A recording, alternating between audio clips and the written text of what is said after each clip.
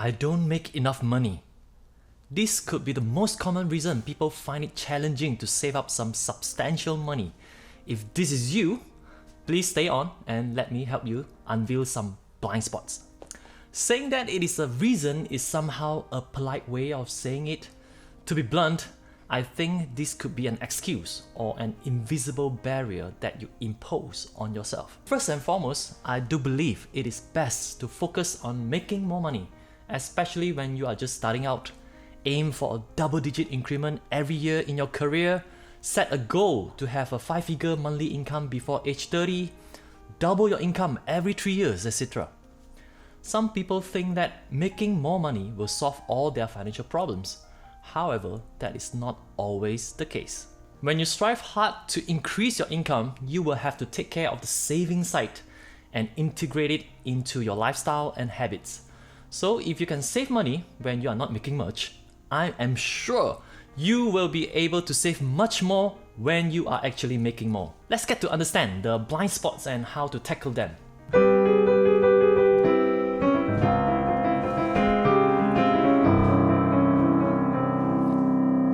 Blind spot number 1. Perceive low income, but it is relative. Let's say you are making 5,000 ringgit now and you think that it is not enough.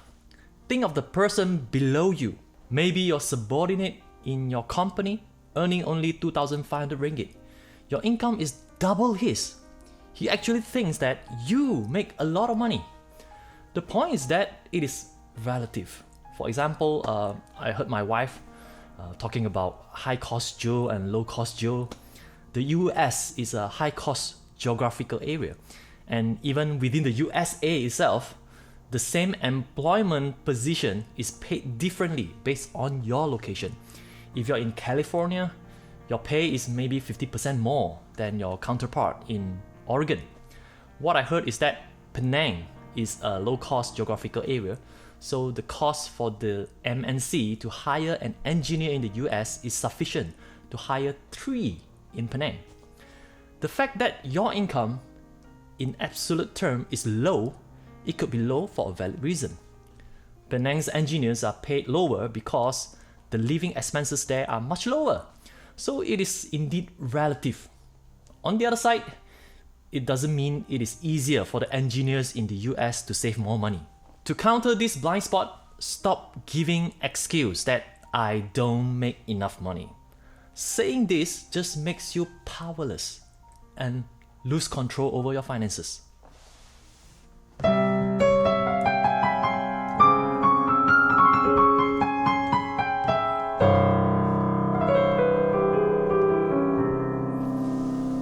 Blind spot number 2.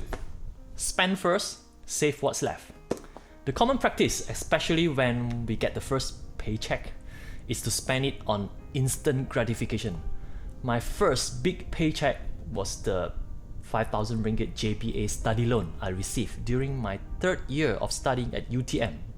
That's like the first time I've seen such a big amount of money. Almost immediately, I called a music friend in Johor Bahru who sold musical instruments. I said, find me an 88-key piano keyboard come MIDI controller. And he actually used up almost all my budget. I bought the Korg SG Pro X for 4,800 ringgit. So whenever you see money coming in and the first thing that comes to your mind is, what can I spend this for? You are in big trouble. The priority isn't proper. Switch the thoughts around. Instead of spending first and saving what's left, start paying yourself first. Set aside money for your freedom fund. The money that funds your early retirement. The money that you will never spend. The money is meant for investment capital so you can grow your wealth and one day has enough passive income. You cannot win in the game of money if you cannot prioritize what is essential for the very long term. To counter this blind spot, always pay yourself first. Every paycheck you receive, allocate a specific portion for savings and investments. Only then do you spend the rest as you please.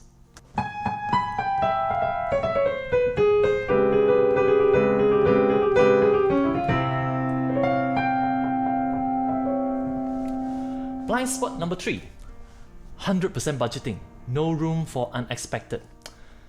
Do you do budgeting for yourself and your household? A budget is just a spending plan. No? Often, many people do what I call 100% budgeting. They do budgeting based on the entire take-home pay.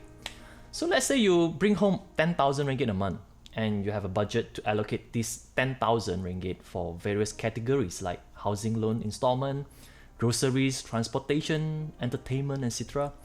It is good if you can stick to the budget strictly. Problems arise when there is an unexpected event. For example, accidents, medical issues, major repairs of your home or cars, you name it. Then the budget is out of whack. That's when you have to actually touch your savings. So people who do this will often have excuses like, oh, this unfortunate event wiped out my tiny savings. To overcome this blind spot, I suggest that you allocate a certain amount for this kind of event. Maybe a 5% just for ad hoc expenses. If there are recurring expenses each year, like a yearly insurance premium and major vehicle maintenance, you should allocate a budget for it already.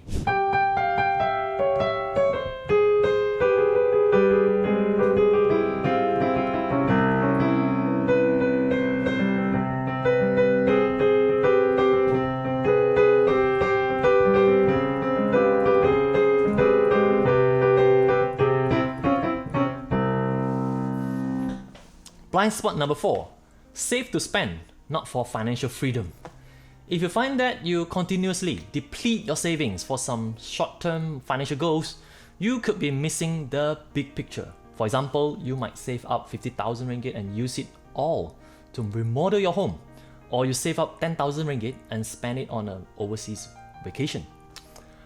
Or someone save up 20,000 ringgit and put it as a down payment to buy a new car. At the end of the day, the savings are always used up for some financial goals, except the goal to achieve financial freedom. You see, the savings in your freedom fund would not be spent. That's the capital, the seed money for or the nest egg. Think of it as your durian tree. You plant the durian tree and nurture it and let it grow to maturity before it can bear fruit. It only delivers durian after 8 to 10 years. If you don't chop it down, it can have a lifespan of 80 to 150 years. Similarly, if you are always saving money to spend, you will never have enough to enjoy financial freedom. It is like chopping down your durian tree whenever it grows to a specific size, but yet to bear fruit. To counter this blind spot, make savings for financial freedom your number one savings goal. For the other plans like upgrading your house, buying a new car, going for an expensive vacation, those will have to get a lower priority. Of course, you can budget for that, but that's when you have your financial freedom goal as your primary aim.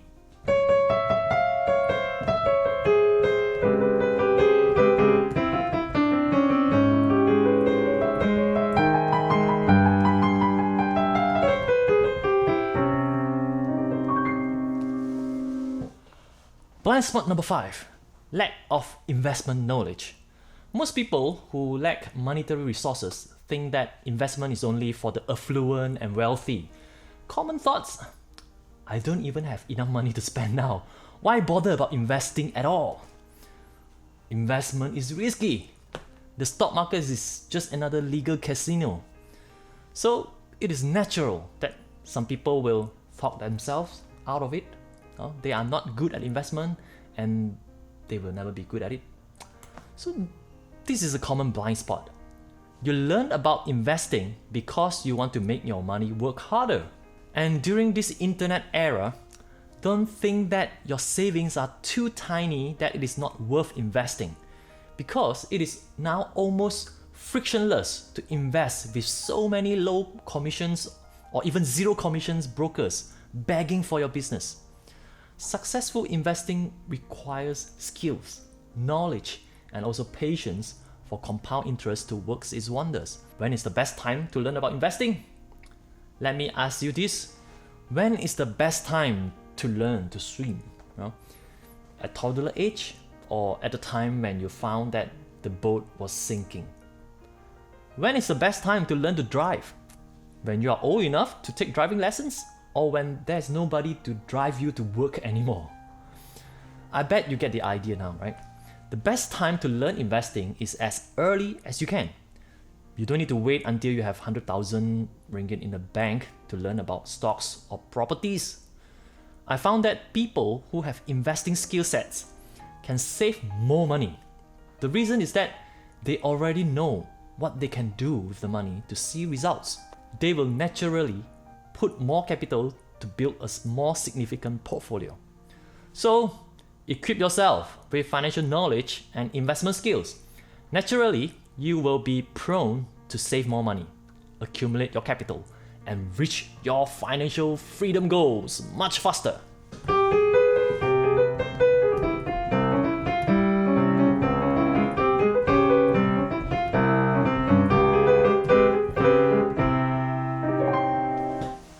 Okay, the above are the 5 blind spots, and here are what you can do to overcome them.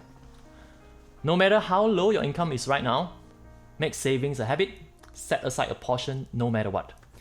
Prioritize your savings goals and pay yourself first. In your budget, always leave some room for the unforeseen.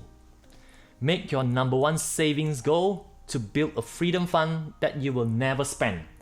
That's for your financial freedom. Learn and acquire investing skill sets and knowledge as soon as you can. Start right now if you haven't yet done so. Thanks for checking out this video. Here's the Money Smart book giveaway. You can participate by posting a comment. Tell us which blind spot applies to you and how do you plan to counter it. I will pick one lucky winner to receive my book, Money Smart. Hear from you soon. I'm KCLau, a financial educator, author, and trainer. I conduct live financial webinars every week. You can attend for free. To get the invitation, make sure you get on my email list at my website, kclau.com. Be smarter with money.